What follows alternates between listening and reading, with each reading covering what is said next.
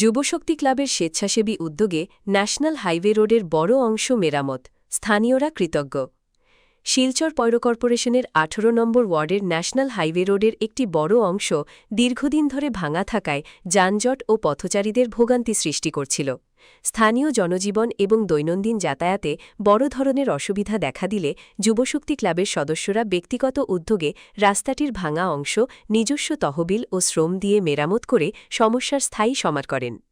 রাস্তাটি মেরামতকালে উপস্থিত ছিলেন ক্লাবের সভাপতি গোবিন্দ দাস, সম্পাদক জিৎ দাস, কার্যকারী সদস্য রিতেশ দাস, প্রসেনজিৎ দাস, নিরুৎপল দাস, সাইমুল দাস, অপূর্ব হালদার, রাজু দাস, যিশু দাস, সুজিত দাস, দেবু দাস এবং জয়ন্ত দাস।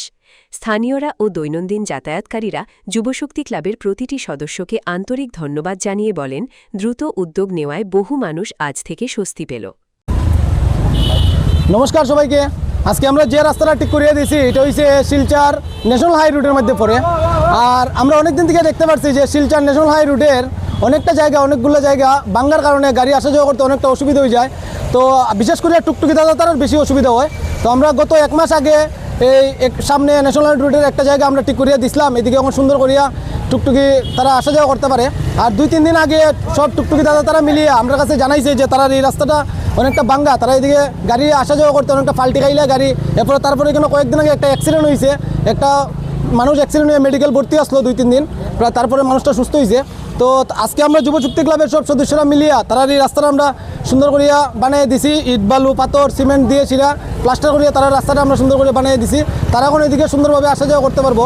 আর তারা এটাও কথা দিছি যে তারা যদি আরও অন্য কোনো অসুবিধা থাকে তারা আমরা কাছে জানাই, তো আমরা যতটুকু পারি যতটুকু পারবো আমরা চেষ্টা করবো তার অসুবিধাগুলো সমাধান করার।